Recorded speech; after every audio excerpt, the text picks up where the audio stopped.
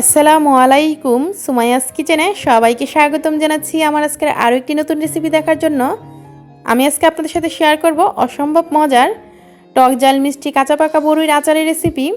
আশা করি রেসিপিটি আপনাদের কাছে অবশ্যই ভালো লাগবে। আপনারা যদি এই আচারটি বাসায় তৈরি করেন এবং যাকে খাওয়ান সে আবারও রিকোয়েস্ট করবে এই আচারটি খেতে এতটাই মজার হয়। রেসিপিটি যদি আপনাদের কাছে ভালো লাগে আমার চ্যানেলটি সাবস্ক্রাইব করে পাশে থাকা বেল আইকনটিতে ক্লিক করে রাখবেন, তাহলে আমি যখন নিত্য নতুন কোনো রেসিপি দিব আপনাদের কাছে সবার আগে নোটিফিকেশন চলে যাবে। চলুন দেখে নিই এই আচারটি তৈরি করতে কী কী লাগছে পুরো প্রস্তুত প্রণালী। আচারটি তৈরি করার জন্য এখানে আমি 1.5 কেজি বড়ই নিয়েছি, আর এখানে আমি কাঁচা পাকা বড়ই নিয়েছি। কিছু কাঁচা বড়ই আছে, আবার বেশিরভাগ বড়ই এখানে পাকা টস এরকম দেখে আমি নিয়েছি। এগুলো কিন্তু গাছ পাকা বড়ই, রোদে শুকানো না। আর বড়িগুলো একটু ভালো দেখে নেওয়ার চেষ্টা করবেন। আমার সবগুলো বড়ি একদম ফ্রেশ ছিল। তারপর বড়ির বুটাগুলো ফেলে দিয়ে ভালোভাবে ধুয়ে আমি একটা জাজরিতে ঘন্টাখানিক রেখে দিয়েছি যাতে পানিটা সরে যায়। তারপর চুলায় একটা ফ্রাই প্যান বসিয়ে দিলাম। ফ্রাই প্যানটা গরম হয়ে যাওয়ার পর দিয়ে দিচ্ছি এখানে তেল। আমি এখানে দিচ্ছি, আসলে আমি তেলের পরিমাণটা কমিয়ে দিচ্ছি, এখানে প্রায় 4 টেবিল চামচ সরষের তেল দিয়েছি। তেলটা গরম হয়ে যাওয়ার পর দিয়ে দিলাম এখানে একটা বড় সাইজের রসুন আমি থেতলিয়ে নিয়েছি, আর 4টা শুকনা মরিচ এরকম মোটা মোটা করে কুচি করে নিয়েছি। তারপর তেলটা গরম হয়ে যাওয়ার পর দিয়ে দিলাম। আর রসুন কুচিটা আপনারা চাইলে না থেতলিয়ে কুচি করেও দিতে পারেন। তারপর রসুন আর শুকনা মরিচটা আমি ততক্ষণ পর্যন্ত ভেজে নিচ্ছি যতক্ষণ পর্যন্ত হালকা কালার না আসে আর খুব সুন্দর একটা গ্রান না বের হয়। তো এই যে দেখুন বাস্তে বাস্তে কিন্তু একটা হালকা কালার চলে এসেছে। তখন আমি দিয়ে দিচ্ছি এখানে 1/2 টেবিল চামচ জিরা গুঁড়া, 1/2 টেবিল চামচ ধনিয়া গুঁড়া, 1/2 টেবিল চামচ মরিচ গুঁড়া, আর হলুদের গুঁড়ার পরিমাণটা আমি কমিয়ে দিয়েছি, এখানে 1 চা চামচ হলুদ গুঁড়া দিয়েছি।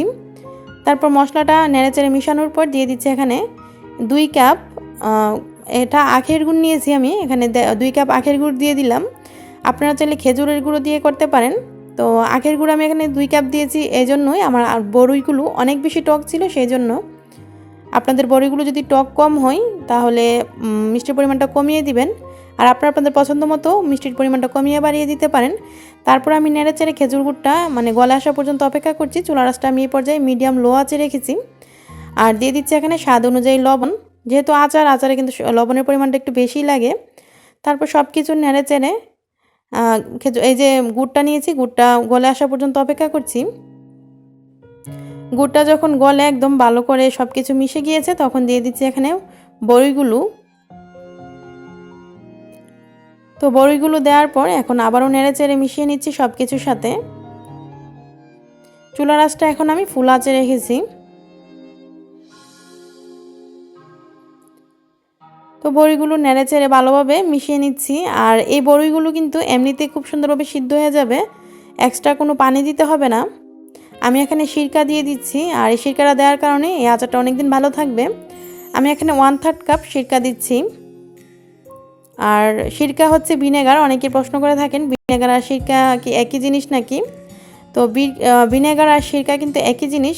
আপনারা যদি মুদির দোকানে গিয়ে বলেন ভিনেগার দেওয়ার জন্য, ভিনেগার দিয়ে দিবে। তো অনেকে জানতে চেয়েছিল কোথায় পাবে ভিনেগার বা সিরকা, যেটাই তো একই জিনিস, সেটা আপনারা মুদির দোকানে পেয়ে যাবেন। তো এইভাবে এই সিরকাটা দেওয়ার পর আমি এখন আবার নেড়েচেড়ে মিশিয়ে নিচ্ছি, আর চুলার আঁচটা ফুল আঁচেই রেখেছি। এই যে দেখুন কিছুক্ষণ পর এই অবস্থা। একটু পরপর নেড়ে দিতে হবে যাতে নিচে দিয়ে না লেগে যায়, সেদিকটা খেয়াল রাখতে হবে। তাহলে কিন্তু আচারের যদি নিচে দিয়ে লেগে যায় তাহলে কিন্তু আচারের স্বাদটাই নষ্ট হয়ে যাবে। এই যে দেখুন প্রায় 10 থেকে 12 মিনিট পর চুলার আঁচটা ফুল আঁচে আছে এখনও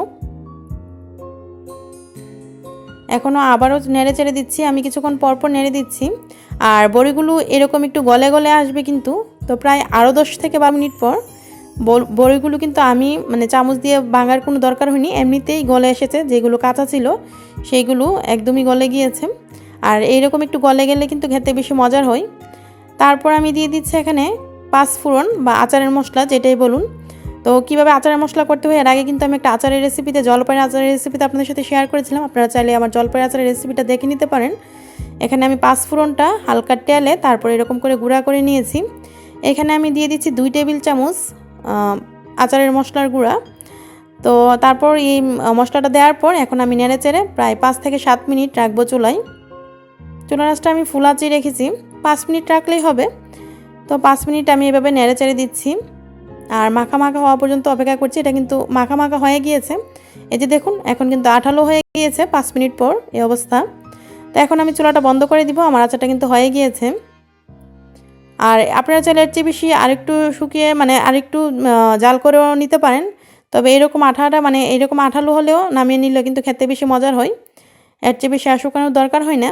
তো আমি চুলা থেকে নামিয়ে এখনও গরম আছে আচারটা, আমি একটা বাটিতে তুলে নিচ্ছি আপনাদেরকে দেখানোর জন্য। আর ঠান্ডা হলে কিন্তু আপনারা কাচের বয়ামে করে সংরক্ষণ করবেন। আর মাঝে মাঝে যদি রোদ দেন তাহলে কিন্তু অনেক দিন এই আচারটা ভালো থাকবে। আর যেহেতু আমি ভিনেগার দিয়েছি, ভিনেগার দেওয়ার কারণে আচারটা অনেক দিন ভালো থাকবে। মাঝে মাঝে রোদ দিলেই হবে।